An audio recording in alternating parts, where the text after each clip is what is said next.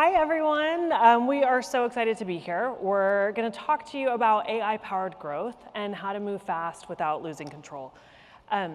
If you've been here this week, obviously you've heard all about how fast AI is moving. Everything is changing all the time. There's a lot to keep up with, but most importantly at HubSpot, we really believe that AI should not be a luxury for large corporations. And so your ability to be able to move fast and keep moving is dependent on context, learning, and having just some fundamentals under your belt. So that's what we're here to provide.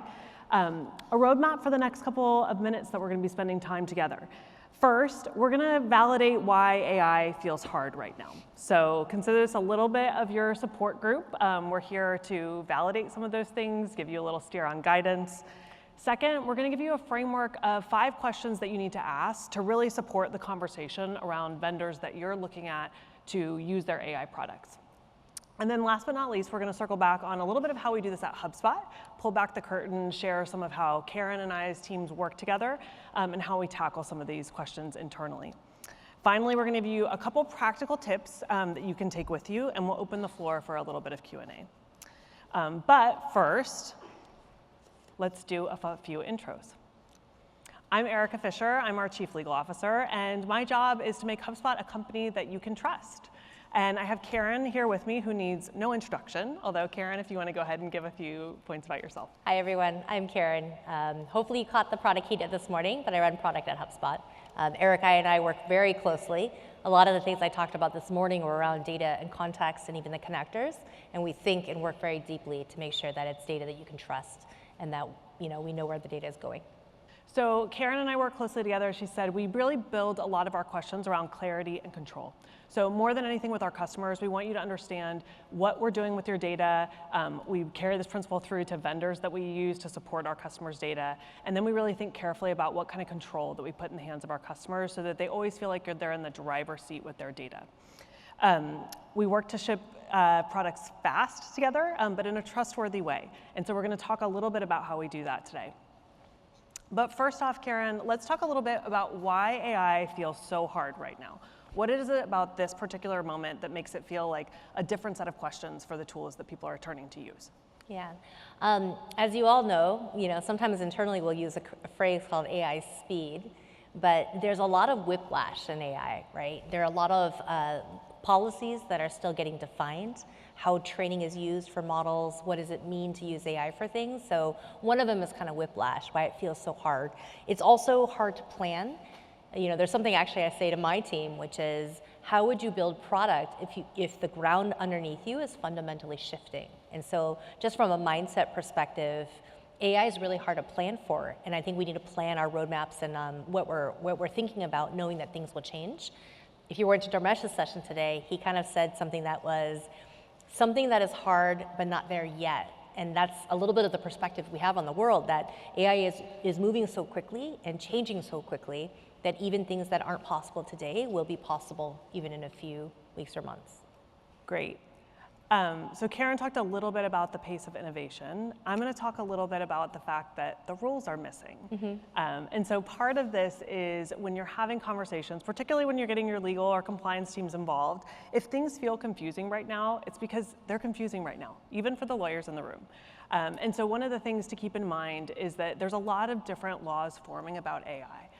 The US is having one perspective in terms of being able to compete and really putting speed and innovation at the forefront.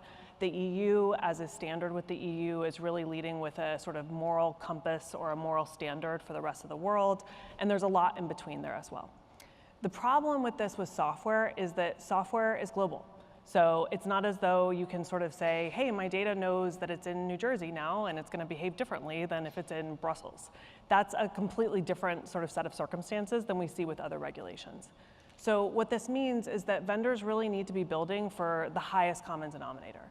And so some of the questions that we're going to be going through today are some of the questions that you should be asking of vendors. And it's just a signal that they understand the nature of the world that they operate within.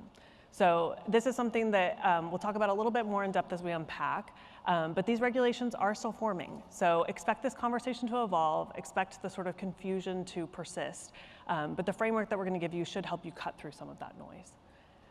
Finally, let's talk a little bit about, on top of that, the language that's changing. So we don't have a lot of standardized terms around some of this stuff yet. It's still, forming and norming. So what does that mean for you in the product world? There's a lot of things I think changing with AI and products. So sometimes, as you evolve this, what does it mean for something to train, for instance, a large language model versus pre or post training? What does it mean for it to train, for instance, a prompt or tool? And I'll give you an example. Today I launched the announcement for the HubSpot connector for Gemini. We have one for Claude and for ChatGPT. It's a big difference for your data. We don't want any of your data, for instance, trained. We're very careful that it's never trained on a model. That is a very kind of important distinction between it being trained for the tool. So today you saw, as you typed in HubSpot and ChatGPT, it knows that HubSpot as a tool. What's happening there is ChatGPT is learning which tools are the right ones for the context. So it makes the tool selection better, but that data and your data is never used for model training, which is really important to us. And as the product teams are settling on this language, we, as the lawyers and those reviewing some of the contracts, are trying to translate into terms that everybody can agree upon. So you can see that the ball is sort of moving as we're trying to follow it. And so when we start to try to draft terms around what does training mean, et cetera, we really need to make sure that we're spending time with our product teams and looking under the hood and understanding what that means. This is all a landscape that is evolving, and so if you find terms where you get frustrated by them or you feel like people are talking past one another, that is a real thing that's happening. And so some of the things that we're going to talk through today help you cut through that noise to be able to ask the questions that matter most of the tools that you're using. So let's get into that a little bit. So we have a 5 questions framework. And we use this even internally at HubSpot, because one of the biggest things that I personally believe in is being able to give people the tools to get to the heart of what really matters. You shouldn't have to have a team of compliance professionals or 5 lawyers in the room every time just to get through everything. This should be sort of layperson speak and something that you can understand, especially if you're the buyer of the software.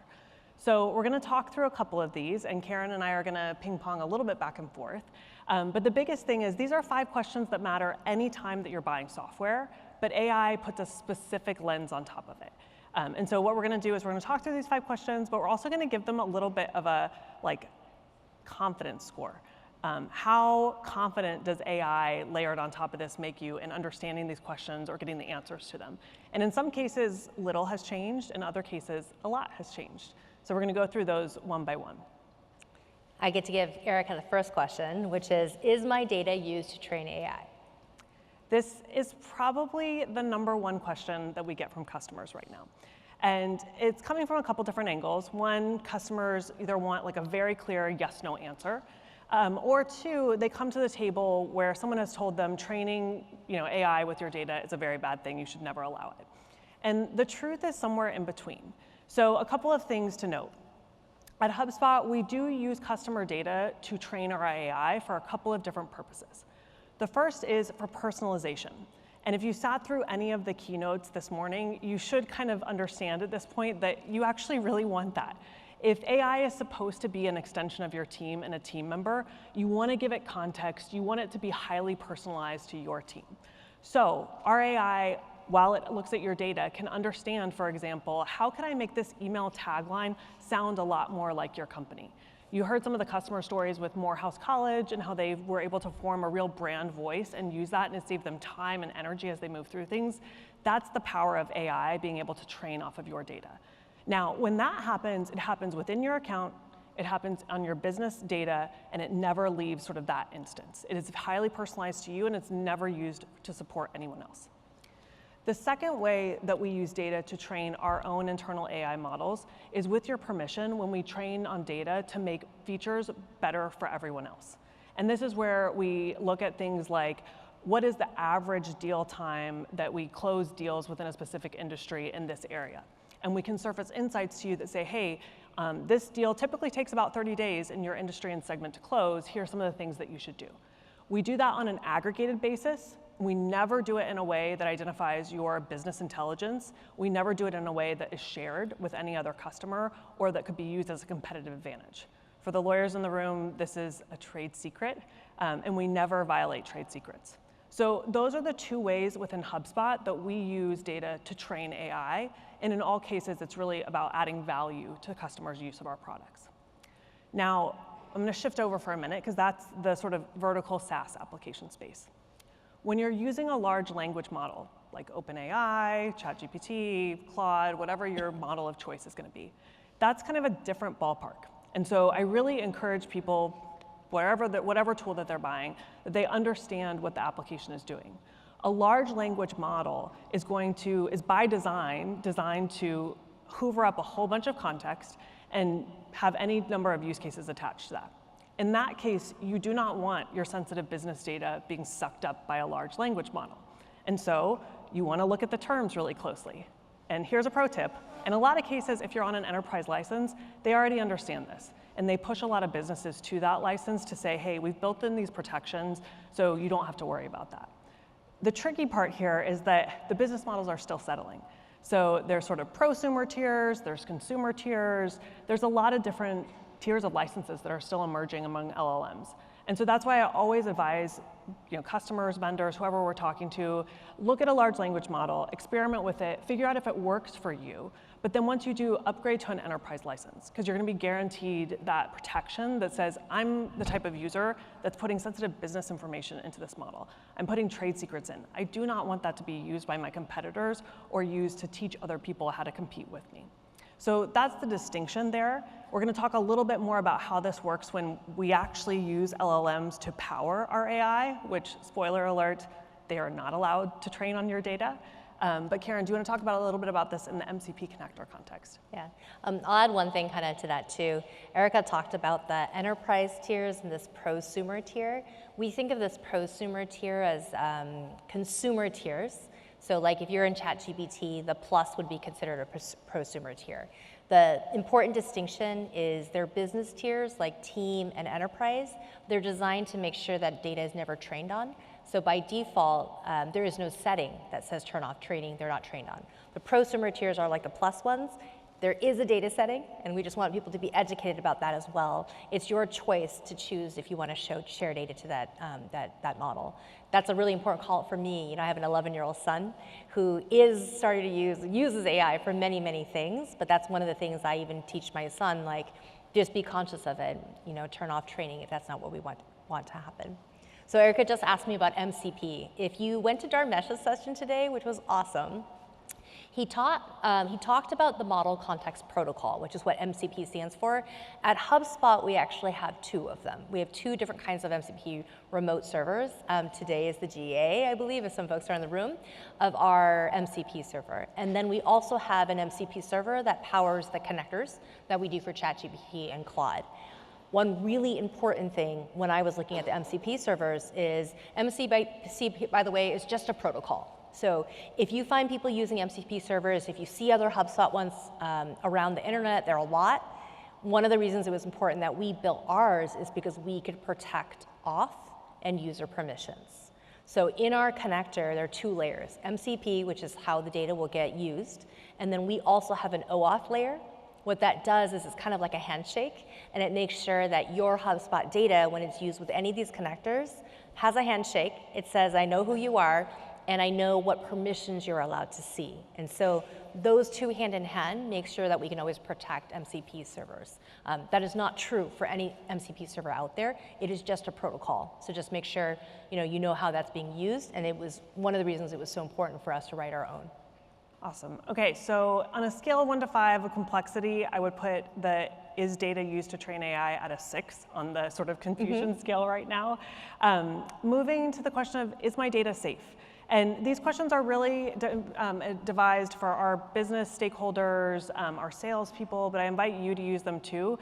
When conversations get confusing or terms get sort of muddied, cut back to these questions to kind of get to the heart of what are you concerned about or what is your customer concerned about. And so oftentimes we'll use them to say, like, well, what are you really worried about here? Are you worried about your data being safe? Are you worried about data being used to train on AI? Data being safe. Karen, where would you put this on the scale? I don't know if that one was my question. I was like, data being safe, well, data is evolving so much. So how do you see AI changing like what it means to be in data security? Yeah, we get this question a lot, and I would say from a complexity standpoint, I would put this at like a 2 or a 3. So not much has changed here.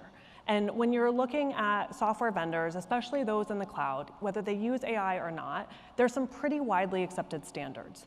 ISO 27001, 27002, SOC 2, you can generally find those with a little poking around on a website or the help of an LLM of your choice. This is not changing today. Now, there are some standards that are emerging that are AI-specific security standards, but they are not widely accepted yet. And so I wouldn't get too sort of wrapped up here in what's your AI security standard, sort of a false question. Stick with the basics, stick with the gold standards, and you don't need to spin yourself up too much here. Kicking the tires is good, thinking carefully about things that are sort of newer products, rather than tried and tested true products. But generally, these third-party standards are going to come with audits. They're going to come with consistency. So I think this is a very safe place to play in terms of what you're looking for. All right, next question. Who can access my data? The score for this one for me is probably a 4 or 5. So it's definitely made it more nuanced to say who can access your data. So one thing is the first bar, which is user permissions. Even in a world of humans and AI, or human and agents, that agent you need to think about permissions for that agent. And if you think of it just kind of as a human license, what are they allowed to see? So I've been talking a lot about our connectors, talk about Breeze a lot as well. We think a lot about user permissions, which is, if I'm a rep that has, we might manage deals regionally, am I allowed to see all the deals that are inside HubSpot? Unlikely. What are the deals I'm allowed to see? And so that is governed by permissions, and that has been much more straightforward. When we build things with AI, we want them to respect user permissions. The second part of it gets a little bit more nuanced, which is where does that data flow out to? So in a world where we've had APIs before, if APIs don't respect user permissions, that becomes a big issue when agents are allowed to see it. So I would say with AI, it gets a little bit more nuanced because you have to think about where does that data, what's the second jump from that data? Like if somebody exports it, if somebody uses an API, where does that go? And then who can use that data for what? Can they build, for instance, a really smart agent off of it, which we all want to do, but does it respect context? Does it respect permissions? And does it then not allow people to build off of that? I agree with all of that, including your score. And I would double down on one extra piece that you said there, which is where does my data go? And so one of the things that we hear a lot from customers and that I encourage anytime someone's purchasing software to understand is where in the world does data go? And really understanding is that something that you care about? So some of our customers, some vendors, they do care about keeping data localized to a specific place. Whenever you have an LLM involved, that's something that you really want to think about because oftentimes it's the underlying infrastructure, just like AWS or Azure or Google Cloud, to understand where that sort of underlying infrastructure sits. So it's an extra step that you want to think about. Usually an ask for a simple data map can answer that or answer that for the person that cares about it within your company. But I would add on to that understanding where in the world does your data go and therefore who can access it is an important one on top of it. All right, moving on to the fourth question. When I delete my data, is it really gone? So Karen, we get this question a lot, and some of our questions are fueled by a cross-functional team behind the buyer, and so sometimes they're just passing along questions from a security team or something else. You are on the receiving end of some of these questions. How would you score deleting data with AI? I think that the field is still changing quite a bit. So if you remember GDPR days, it was requirement that you always have to have an API that if you wanted to delete, it would eradicate it in the system.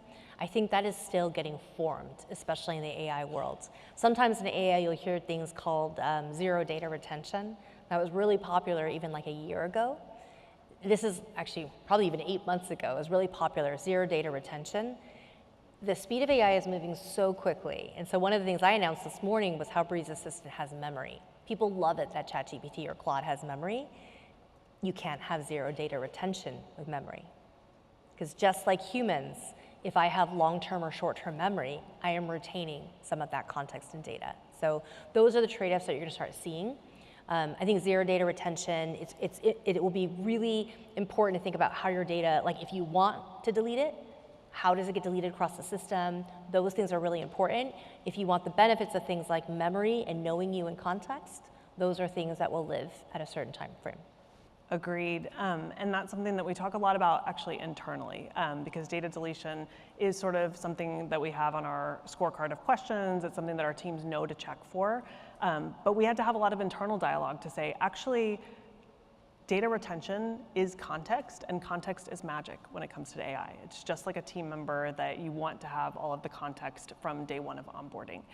So I'm personally very comfortable with some level of data retention. What I look for more, especially if we're using AI-based tools, is just, do you have reasonable processes in place that shows me that when we ask for our data to be deleted, and usually that's when we're terminating the services, or maybe when we have a request from a regulator or from somebody that has rights to delete their data under, for example, GDPR or some other provision.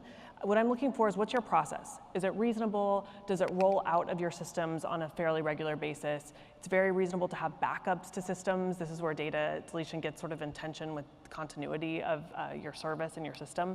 So I'm very comfortable with the idea that a vendor is going to retain some amount of data, especially if they're providing AI services that need that context.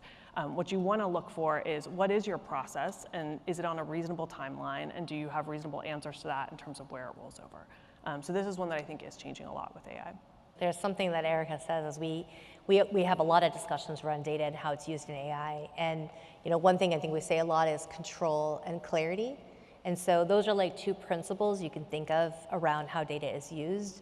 Do you have control over it, at which time frame and where it goes? And then do you have clarity on how it's being used? And so those are just like two ways to really use a principled way to think about your data showing up in these. Okay, the last question, when things get muddied and you're trying to cut through, is, what are you trying to get at here exactly? Are you concerned about whether or not we will help you meet your data obligations? And a lot of times you can use the acronym and the buzzword GDPR here to kind of stimulate some conversation. Most people know what that means. There's a handful of other regulations that sort of hit the buzzwords around data privacy, but this is really about, will your vendor stand behind you when you have a request from a lawmaker, a regulator, or somebody who has rights under that to help you action that request? And so I'm going to answer this one because I'm on the receiving end of a lot of these. And I would say that this is about maybe a 2 or a 3. So the basics still apply. Your vendor should be very clear on how they are going to help you answer data access, data deletion requests. That should be clear. It should be on their website, et cetera. The other piece that is evolving is, for those of you who operate globally, the EU AI Act. And to really cut to sort of the essentials of what you need to know about that is that the EU AI Act splits software into 2 broadly different categories. The first is high-risk software. And there's a lot of information online about this, so I'll just give you the Reader's Digest, but this is something that if it's important, you can look into further. But this is not most SaaS business applications. So this is software that's making high-risk decisions. Think about whether or not you're qualified for a loan, whether or not you get a specific job, whether or not your health data is used in a specific way. They're very high-risk decisions. Things like business application software generally don't fall into that category. And so what the EU asks is that for that second category, where you have business application systems that are processing data with AI, that there's a lot of transparency around it. What they want to make sure of is that the humans remain in control and in the loop. So they want to make sure that when you are making decisions or you're offering reasoning, that it's clearly indicated within the product. This is part of the reason why we use the sparkles within HubSpot to indicate where AI and Breeze is operating. We also use it, and many of you will be familiar, the large language models that show the thinking. That's not just to make you feel better about the fact that it is moving, and it's sort of like the equivalent of the hourglass that's moving, but it's actually a piece of transparency. It shows you how the software is reasoning, helps you understand its deductions, and just like you would be managing maybe a more junior team member, you're getting the answer, but also validating the reasoning behind it. That's all built into the regulation, and so that's what you want to look for, and that the vendor that you're using has some reasonable sort of discussion of that within the documentation that they're providing to you, or even within their website. So this one is one that I don't think is going to change a ton. I actually think the EU has learned a lot from their first attempts to regulate some of these sort of trickier areas and are doing a much better job of balancing practicality with allowing for innovation, but transparency is really the key here. All right. So those are the 5 questions that we really try to focus our teams on and try to have normal, layperson conversations without trying to get too complicated on things and helping our teams navigate and move fast. But how we handle this at HubSpot, we're going to talk about just briefly and maybe share a couple stories on how our teams have worked together. So we talked a little bit earlier about clarity and control. And of course, we talked about the fact that clarity means you really need to understand how your data is used, and control is that you have the choices built into that and around it. And Karen, maybe we can talk a little bit more about when we launched the MCP connector. And I know you came to our legal team and said, this is really important for our customers. We know that we have a high demand for this type of integration, and we really want to make sure that we are skating to where the puck is and ahead of our customers in terms of what utility they might have in other applications. Can you talk a little bit about how we went through that process and even talking to some of the teams that help support these MCP connectors on the LLM side? Yeah, actually, so kind of a little bit of behind the scenes too. One of the reasons we moved so fast to become the first connector, CRM connectors for these, is we kind of have a deep belief that if you think about every disruption wave that has happened, let's just pick, Windows and PC in the Windows era, there were an application ecosystem that happened on top of operating systems. That same thing happened with browsers. So enterprise SaaS was born out of browsers, and Chrome, Mozilla, a whole bunch of different ones, where you decided as an app if you should work on each of these browsers. Same thing happened for mobile. I'm a deep believer that in AI, it's going to happen again. And so if you think like that, it's you want to bring context to the next operating system in a way. It's very kind of abstract that. And so as we built these connectors, it was we should allow people to grow everywhere and do it well. But we also should make sure that we want HubSpot to be easy to use. We want it to also be easy to trust. So we need to do everything ahead of time before we even release these to ask all of the hard questions for, are we going to protect this data? Are you going to ensure that people can see it? And that led back to, okay, we have to write our own OAuth layer so that there's this handshake that protects user permissions, seats, how data is used, and how data is trained on. So we spent a lot of time with all of the providers, OpenAI and Claude and Google, talking about what we will allow and how our connectors and how our data can be used. Yeah, and I would add to that, using the framework of clarity and control, it wasn't enough for us to say, you're connecting to this third-party tool for which you also have a license, check their terms. When Karen and I sort of tried that on for size, we were like, if I were a customer, I would not feel great about that. And so I would really want HubSpot to have the answers of exactly what happens with my data from this point forward and what are my choices. So this is sort of how our teams then use guideposts to operate, what kind of questions we ask of our vendors, how we build partnerships, how we fast we allow our teams to move, but really always through the lens of, if I were a customer, would I be cool with this? Would I be clear on it? And do I feel like I'm being given enough control in this situation? And it's the same standard that we hold for our vendors. So that's one of the tests that we use, and where a vendor isn't super clear or we don't feel like the controls are super straightforward, that's an area where we tend to dig in a little bit more and move a little bit more slowly. Yeah, and to give you a little color behind the scenes as well, it meant we fought really hard to make sure that it would never be trained in the models. And if it ever compromised that, one of our decisions and choices might be that we don't allow the HubSpot connector to work in some of the tiers. So, as we go forward, we just want to make it easy that any AI that we offer is easy to use and easy to trust, and that we are really thinking if we even want it to be available in places. Luckily for us, as we worked with a lot of these vendors and teams, we were able to do that, which is this data is not used to train models. It will help tools get better, the same way that features in a great product that you might love helps get that value, but it won't be used for another purpose that way. All right, we promised some practical tips. So before we open the floor to questions, Karen, what are your top 3 tips from this conversation? It's probably the same that I tell my son. So check your defaults, know what they are. It was really important to me that you need to know where your data is being used, and you often do have control. So check your defaults, make sure it's showing up the same way. It happens in a lot of different applications. Another is kind of like know where it's showing up, right? And it's always a value trade-off. We've seen that for a lot of different products and a lot of different things. So make sure you're getting your value trade-offs. Like, I love Netflix. I watch a lot of recommendations. I watch recommended things, but it is using preferences that I use and what I watch. So, that's a good trade-off for me, which is it gives me great things in the top 10 movies that are happening right now, but it uses some of my watch preference. So just know what those defaults are. And then, there are things that I think the AI field is just evolving so much. I mentioned this morning, I'm a machine learning grad, and it's so powerful to have memory.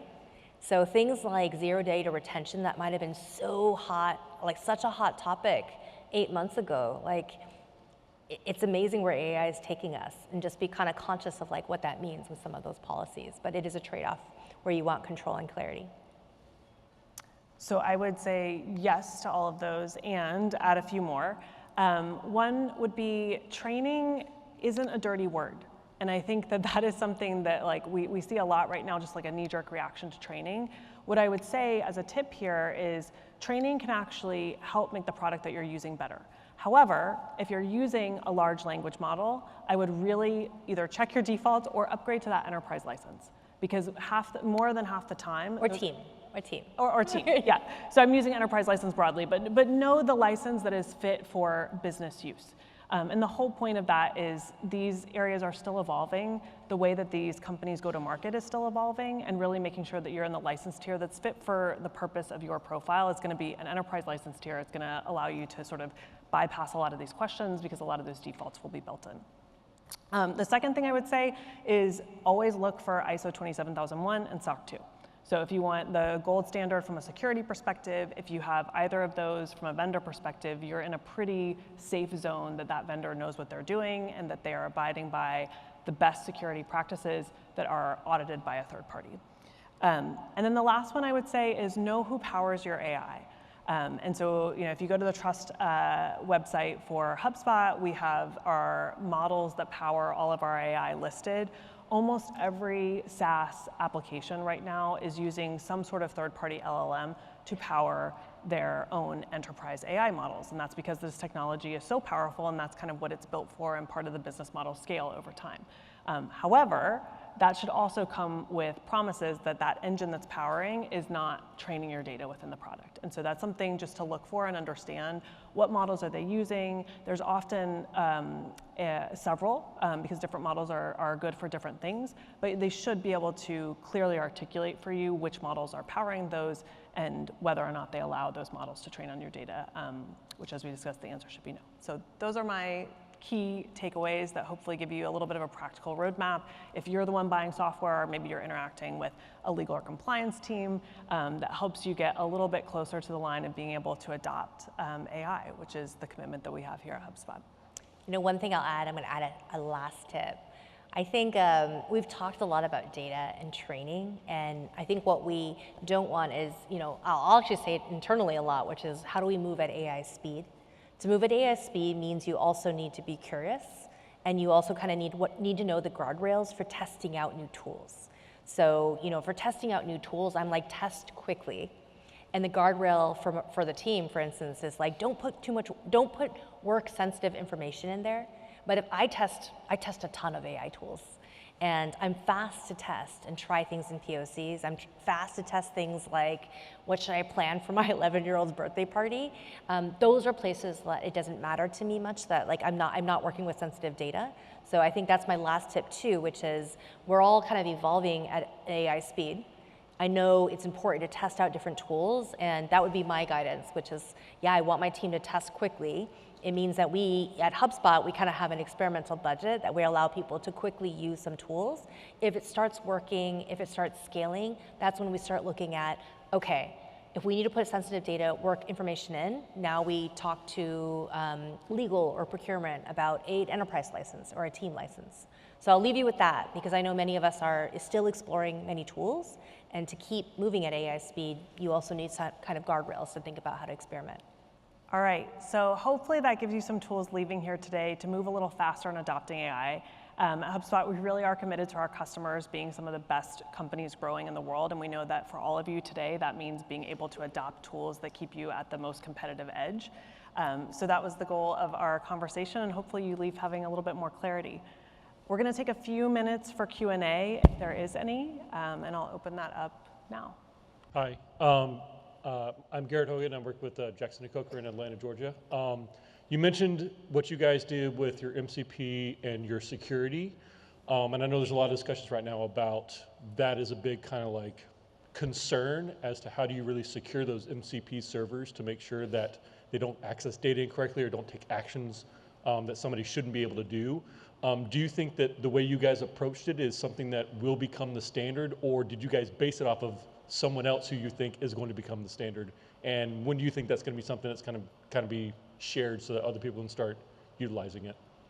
Yeah, I definitely think it's be something that's shared. So we based it off of the OAuth protocol, which I think because it already is such a good standard, we knew that Handshake would be trusted.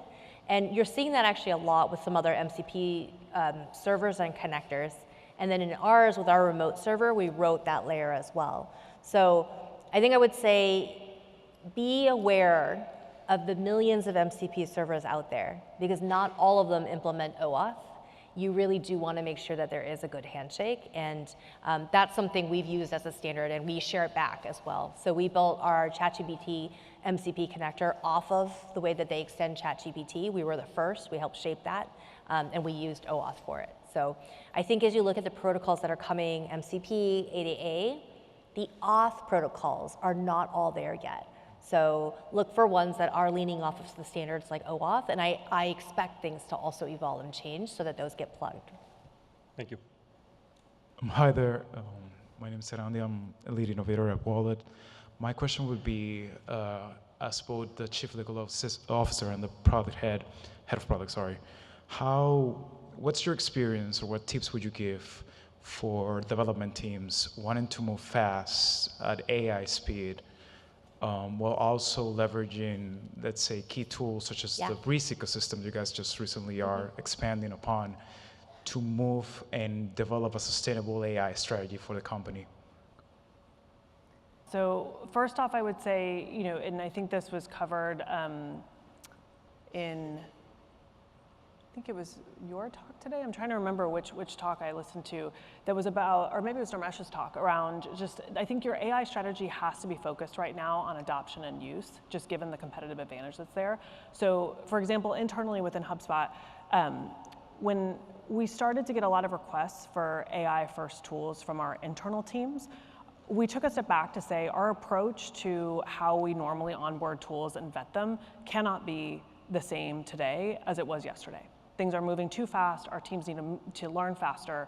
And so that was like one thing that we agreed upon just from a risk posture perspective. Then we looked at, okay, how do we allow our teams to move faster? And we put in place some things, kind of what Karen was pointing to earlier around, if you use this type of data, it's lower risk and you can experiment and then figure out if you have a value proposition here and whether or not you actually want to move forward with a stronger protection, or maybe we want to reach out to the vendor and say, is there a broader set of data that we could use in between? But I think that's important to get the learning loops going, because there's so much right now on the market that there's no way in a year's time you're going to be using all of the same tools that you're testing today. So testing and learning is the key, and then having a process by which you say there's an accountability, right, from whoever's using that to say, yes, this returns value to me, I want to actually invest in it, and then putting the full weight of your teams behind that to say, all right, let's reach out to the vendor, say this is something that we want to move from just experimentation to a true commitment. Can you meet us where we are? And here's the data that we plan on putting into your product. And those 5 questions are ones that you can kind of use to sort of poke at them a little bit more. Like, how do you keep the data safe? Do you use it to train AI? This is the type of data I'm using. And that can get you a long part of the way in the conversation before you even get to a contracting phase or terms. Yeah. Some of my tips, you said you're in engineering? Yeah. Yeah, some of my tips would be, for instance, for inside HubSpot, all of our engineering uses AI tools, but when we picked the first one, we kind of had a small group go do kind of proof of concepts where we used a couple of different ones, and then they came back with a recommendation. I would recommend, if you don't have to sign a full contract, don't. If you have to sign one, sign a 1-year one. So what we have done is we have a certain budget that we're like, okay, if you want to use an AI tool, it's under this amount, go and just apply and use it. So that's how we kind of unlocked the exploration. Then as we saw people really use it more, like in engineering, we knew we wanted to use one of them, right? It's, you're gonna use GitHub Copilot, you're gonna use you're gonna use Cursor, you're gonna use Claude Code, you're gonna use one of those. And so we wanted to enable people to use it broadly. And then when there was enough, like there was a recommendation, then we said, okay, we need to move to a contract. We recommend short contracts because it turned out the one that we were using 18 months ago is actually not the one that we're using today. It's just advancing so quickly, the Codex agents. Same thing for PM, product, and even design. For instance, there's been a really big shift in prototyping and UX. So many of us used V0 Dev for a while in product, and now many of us are using Lovable. So, if you think how quickly things are expanding, Lovable wasn't even a product like 12 months ago that people were talking about, and now so many people are using it. So those are my kind of practical tips, which is how do you unlock the short POCs? As you get those POCs, like have a small group make recommendations, and then sign short contracts. Thank you. Hi, I'm in the payment space, fintech, so we have a lot of PII, and I've been getting a lot of pushback on launching the connector, either ChatGPT or Claude, and my CEO, founder, who's a developer, found an article where our competitor Stripe had one of their employees use Anthropic to basically do some corporate espionage and pull out some of the data and supply it to a competitor. With the use of this, obviously we can lock it down to certain individuals, whether it's the development team, RevOps, finance. Do you foresee an area where there'd be like an audit log to be able to control and monitor how these MCPs are used with the system? Yeah, we do. So like as we've learned a lot about the connectors, one of them is giving more controls to what we call the super admin, so that you can kind of see what's being used. Today, because it's an OAuth handshake, it's, I think, refreshing like multiple times a day, like multiple times, like every hour. So that means that even if somebody like is no longer in your company, it would be refreshed. But we've learned a lot about the super admin controls. And I do expect us to think a lot more about what needs to be built. And that's, we've talked a lot about how data is also changing, the AI landscape is evolving. The connectors themselves and those LLMs are also learning a lot about that. It's kind of the difference between the pro and plus tiers in the ChatGPT world and the team and enterprise. There are just certain kind of admin controls that you would expect. Both team and enterprise, as an example, have a compliance API. So those are things that you can see, and I would expect us to look more at that as well. Awesome, thank you. Yeah. This one's a little adjacent. I don't know if it's entirely on topic, but we've talked a little bit today earlier about marketplaces, and then you're talking about these connectors. Just your vetting process and how we can see what you've done and why you choose to trust them. Obviously, you talked about the standards that you have, ISO 2701 or these other standards, but how can we investigate these ourselves to make sure that we want to trust these and see the process that you've done, whether it's the connectors or whether it's apps that you have in your marketplace? Yeah, so I can take a little bit of that. So I think it depends on which application that you're connecting. We try to publish really easy to understand knowledge base articles that get at some of the FAQs. And we certainly have teams that sort of are on hand to help with RFPs, et cetera. A lot of our marketplace vendors are also our solutions partners. And so they're there to sort of help understand and navigate your specific vertical, your specific segment, And then where we have our development platform for our marketplace vendors, we also require them to abide by security standards, practices, audits, et cetera, that we would hold our other vendors to. And so we try to keep as much of that knowledge public facing as possible in FAQs that you can then use for your compliance teams to be able to find. Awesome, thank you.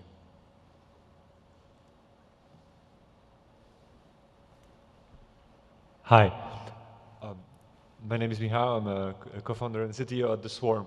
You launched a lot of products today. I think somebody said like 200 new features.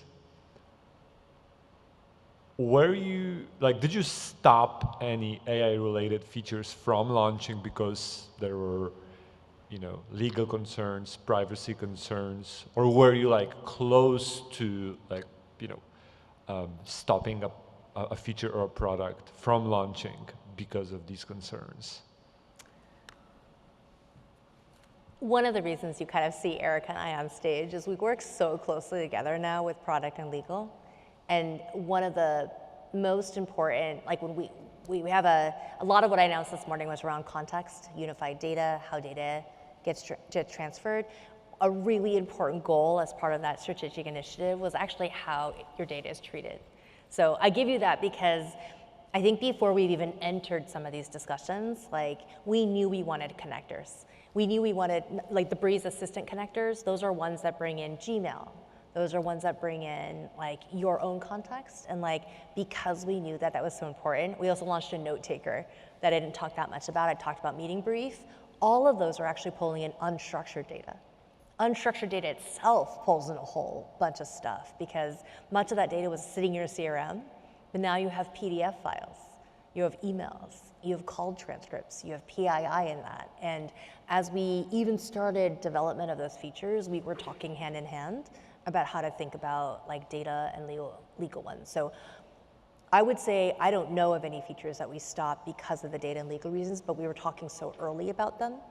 And then because we were talking so early, some of the early conversations were nuanced. So like the ChatGPT connector we just talked about, it was very nuanced.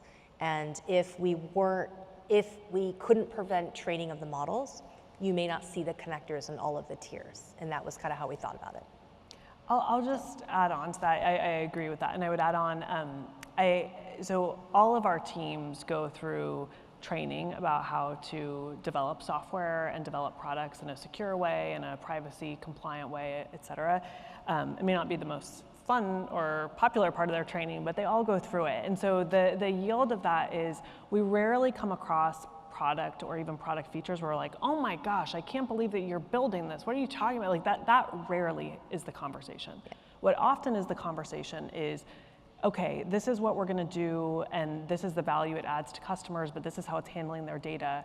Did we go far enough in explaining that to the customer?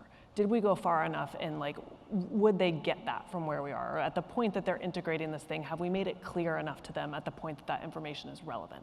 Those are usually the conversations of just putting ourselves in the customer's shoes and saying, okay, based on our principles of clarity and control, if we were the customer, would we be surprised here? Would we be disappointed? Would we understand what happened? And so that's usually where we are seeing the sort of finishing conversations happening between product and legal teams. I think one other thing we didn't probably bring up that I think we deeply believe is your data is yours. So you see this actually a lot of it in policies happening now where people might say, okay, you can't have access to your data depending on what you're using. And so far that has been a principle where we think it's your data, what should you be able to do with it, where should you be able to take it? And that's kind of an important concept too as we think about this. So hopefully that helped answer some of it. Thank you. Can I have a follow-up question? Sure.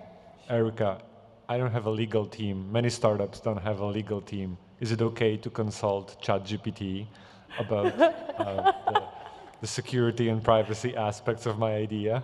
Yeah, I think, I'm a huge fan, and we talk a lot as a legal team about like where the legal industry is moving, and we talk a lot about the fact that most of our customers are small and medium-sized businesses that do not have a legal team or a compliance team, and oftentimes they'll even show up on our like demo calls with their legal avatar attached, and we're like, awesome. I think ChatGPT is the perfect use of, making you supercharged, right? So it's, as a small business, medium-sized business, practicing, it's a pretty small risk that you're gonna be sued or that there's gonna be a dispute, and there's a pretty high likelihood that you're gonna get most of the way there with ChatGPT versus $1,000 an hour lawyer that you probably can't afford. So the incremental improvement on top, I think this is a perfect example of AI democratizing access to competitive advantages and operational overhead that small and medium-sized businesses should have access to. So yes, I'm all for it. I will say I'm not a lawyer, I'm a product person, but I definitely tell ChatGPT, I just bought a home, I have warranty. I will upload every single doc I have on every warranty and every policy in my state and ask it to be a brilliant lawyer and find different things and give advice. It's great. I'll add one piece to give you a little bit of comfort. Like many teams, we are as a legal team within HubSpot trying to identify the areas where we deliver the most value. And where we as humans do not deliver the most value, we are building our own versions of GPTs to help our business answer those. Now, are they gonna be more accurate than ChatGPT for you? Maybe slightly, but this is something that I think we all have to accept, that there are areas where we can add a lot of value as humans, whatever our specialty area is, and then there are other areas where AI is actually well suited to keep people moving fast and at scale. All right. Okay, I think we just hit time, but we'll be around if you have more questions. Awesome.